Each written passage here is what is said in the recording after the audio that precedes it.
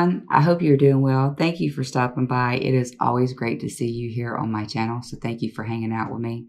And in today's video, I turned myself into a rotting mummy. The concept behind this makeup was to recreate the bone structure with high orbital and cheekbones like you see in the 1932 movie The Mummy featuring Boris Karloff. It's very iconic and I wanted to keep that part in, but I also wanted to give it a bit of a spin to make it very gross, very gnarly. And so my idea for this makeup was to create a mummification process that was not up to par. With the organs being left in and no salt being used, it allows you to take the skin, make it translucent, very necrotic, and very gross. So I hope you like it, and let's just go ahead and get into the footage.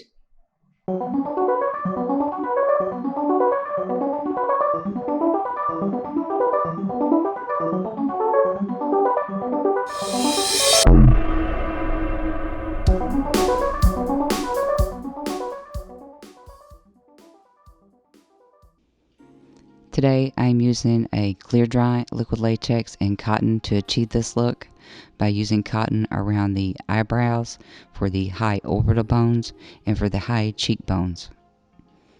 Clear liquid latex will allow that translucent look to come through a little bit easier. I like to layer the cotton a little bit at a time so I can build that up and get proper contours and measurements according to the structure of my face. This look is easy to do and build up on your face as you go, so you do not need a head cast to achieve this look. I have found that the best technique for using liquid latex and cotton is to take a sponge and dab and saturate an area and then glide. So tap and glide and tap and glide until you get this very saturated and it sits and you want it to hard. You don't want any cotton to come through, so make sure that everything that you're putting on in cotton is completely saturated with liquid latex. It'll be easier to paint and it'll hold up a lot easier while you're wearing it.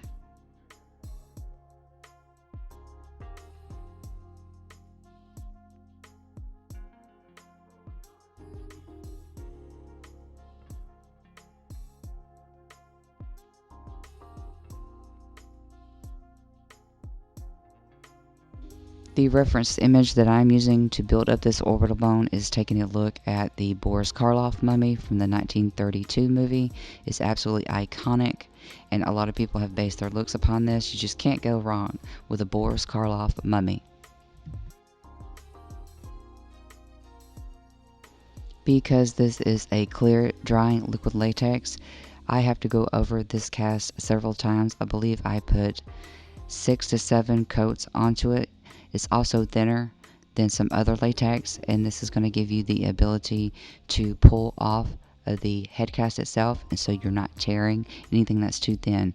And the more layers that you put onto it, you're going to be able to see that a little bit easier, because a couple of layers, it does show up a little bit more.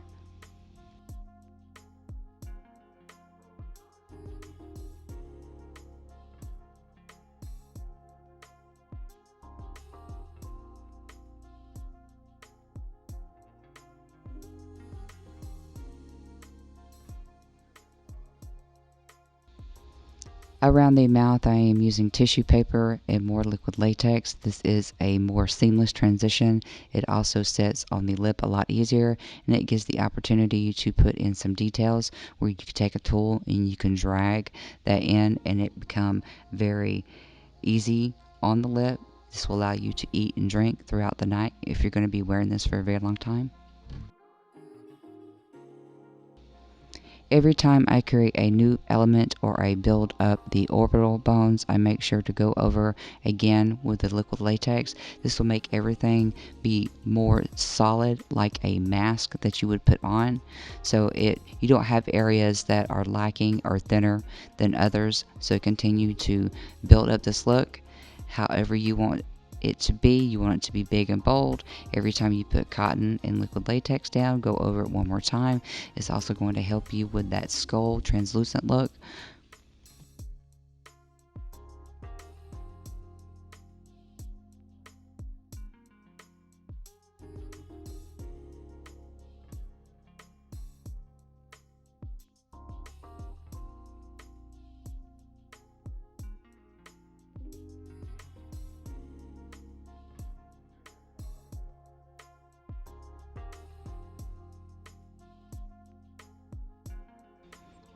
I am using my Skin Illustrator Onset palette. This is for skin tones. This is where I'll be using the tone to make the skin look a little bit white and translucent. I'm using the color rice paper in this, and I'm going all over the cast to make sure everything is cohesive in the same color. But also I use the red and the blue and a mixture of both to create red, blue, and purple veins into this look.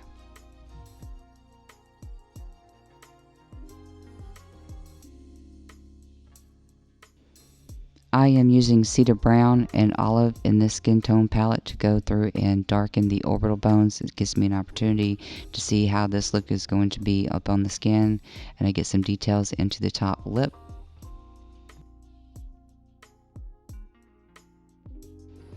For the veins in this look, I'm using the vein color and the rose adjuster to place red and blue, and then when I have some of those in, I'll go through and reactivate the alcohol and mix these two colors together for that purple vein look. I continue to randomly go all over the head cast, tapping these colors to bleed them out a little bit, and if you don't like what you've put down, you can put some alcohol on a napkin and you can wipe away and start over. I like the fact that these alcohol paints cannot be removed by water or grease. It's this industry standard to use this in cinematography. Actors need to be able to sweat and eat and move around, and sometimes a character lands in the water, so it holds up to those elements. And here you can see I go through on the other side and I'll put in some more veins, and this is the creative part. This is what's going to make it your look. However many you want to put in, that's up to you. I love this part of the tutorial because it's your creativity that brings it to life. It is time to remove this prosthetic piece from the head cast, moving gently from each side to lift it on the edges and also at the crown of the head. I take a brush and I move a flower up underneath. You can see that the top is still very thin, and I added 7 coats of clear liquid latex, but as long as you continue to push that flower up underneath, it begins to lift. Easy does it, working left to right and making sure that center comes out. You'll see that it releases pretty easy, and then once it has released, I go in with some more flour on the inside to make sure that everything is no longer tacky. I'm using coffee to color my medical gauze, and I took old K-cups and I put them into this container and let it dry for a couple of weeks, and I am using a French press to get this brewed. I added my boiling water all the way to the top, and these French presses are not very expensive. They're about under $20, and I do enjoy them. I had this one for a few years. I place the top onto it. You see that there is a screen, and you want to do this gently, and I did not time lapse this because I had a little Dexter moment. If you remember the opening of Dexter where he's getting ready for work, he goes through and he eats and he's having breakfast, and you see how he has his white knuckles onto the press, and you go through slowly and let this sit. If you were actually going to drink coffee that's not old and reused, you would maybe want this to sit 5 minutes depending on how strong. So there's a little French press information for you.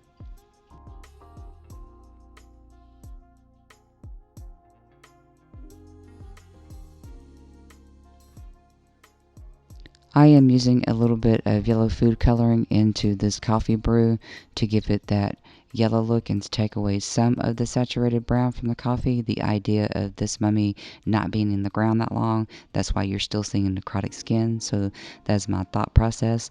I'll let this sit for about 10 minutes and I squeeze it out, and I then take my liquid zombie dirt that I created. This is a red and a more green mixture into this, and it just allows you to dirty up shirts very quickly without having to sponge things on.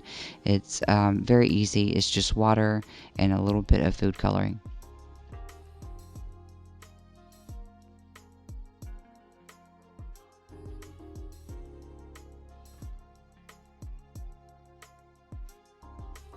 Okay, Onto the makeup. I have already applied my ball cap, and I'm using Spirit gum today.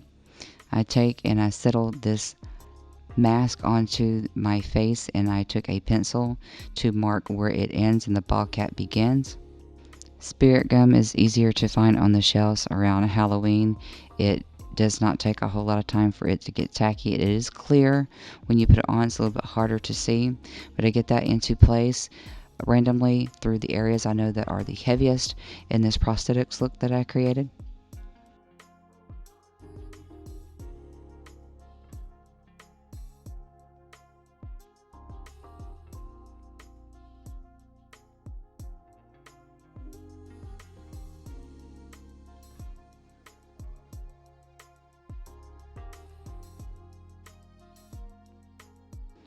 Taking my prosthetics, I work from the bottom going up. That way you can get everything taut as you go back. It's better for the look, so I just go slowly, holding and pressing for about 10-15 seconds at a time. And then I begin to push it up and up over to the crown of the head.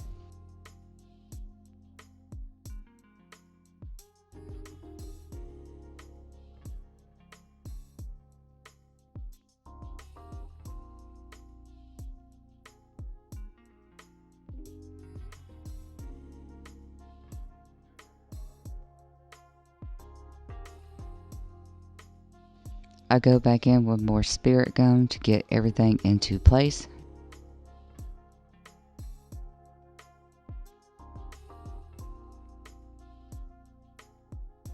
Because the cheekbones are so high in this look, I do not have a good transition closer to the skin, so I go back in and build this up with just a couple of layers of cotton and liquid latex, being sure to lay the pieces that blend at the bottom of this look into the skin.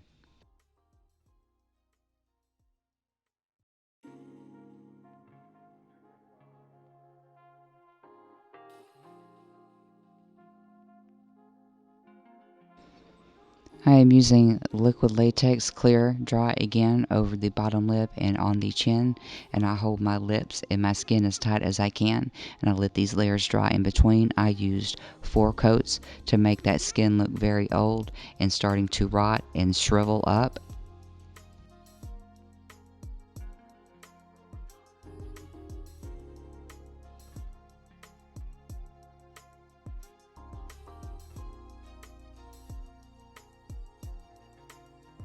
Using my Skin Illustrator Onset Alcohol Paint again, I make sure that everything that I pushed into this look, the new layer of cotton and the liquid latex, gets the same color treatment as everything else that I've already made.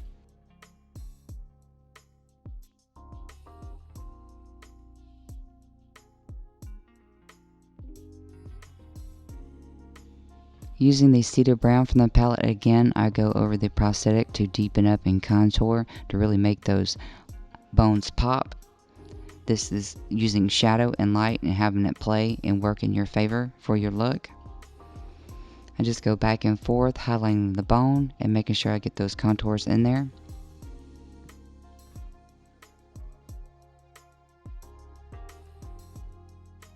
I mix the Cedar Brown and the Rose Adjuster again to give that irritated, fleshy look to it. Not a lot of blood, just some blood.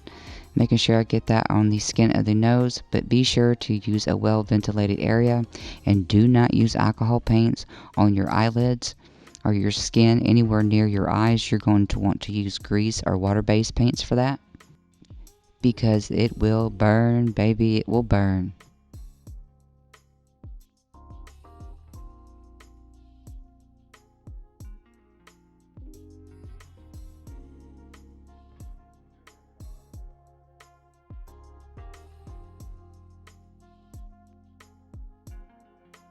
With the same Cedar Brown and Rose Adjuster, I go through and make that skin look a little bit more shriveled and add more contour around the base, the bottom, and the skull. And I also go through and mimic skin that's starting to shrivel onto the neck, making sure that the neck gets the same treatment.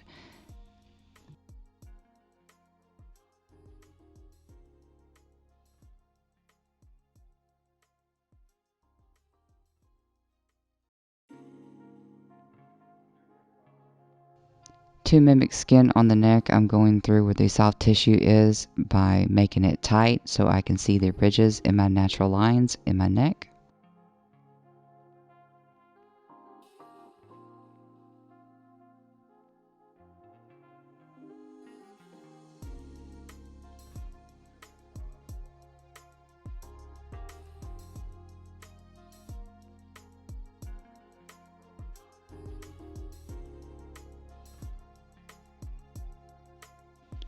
Using a grease paint I picked up at Walmart during the Halloween season. This is the brown color for the wolf. It's got a wolf on the package. It's usually 98 cents. It's very affordable to get, and the package almost never changes.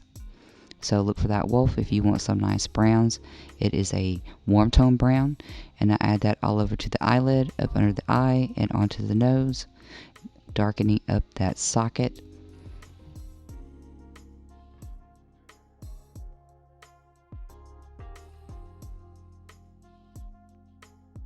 I'm using an eyeshadow palette from Morphe. This is going to set the cream paints and they will not crease.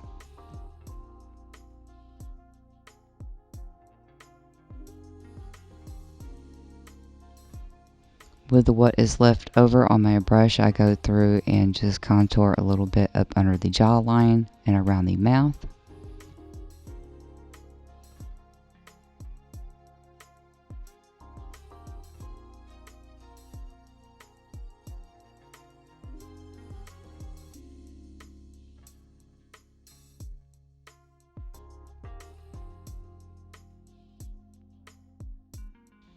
Using crepe hair in the color gray, I got this from Amazon. I'm taking just a few pieces and thinning those out, and I'm using spirit gum to apply those in random areas, being mindful of where I'm going to put my medical gauze onto my head. I'm going to cover up the seam from the skull to the ball cap, so I place those forward so they do not get covered up. It is time to use my gauze and wrap my head, cover the seam, making sure that this portion around the face has more detail in the gauze strip. So the gauze strip, I tore holes in and broke pieces off of it, so it has that more of a rotting look to it.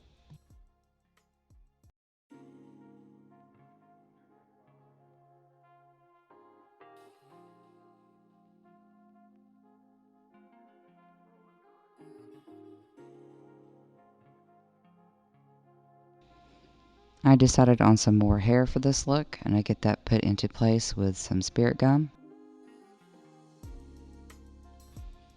To get that glossy look, I go in with a little bit of glycerin on a sponge to get that nasty translucent wet look. Here is the final look. I hope you guys enjoyed this tutorial today. Let me know what your favorite movie is about mummies. List that in the comments below. And if you'd like to see sneak peeks, behind the scenes footage, or vote on my next look, you can find me on Instagram and Twitter. Those links are below. Please like, share, and comment, and give me a thumbs up. It lets me know if I'm doing a good job. And I'll see you guys in the next video. Bye.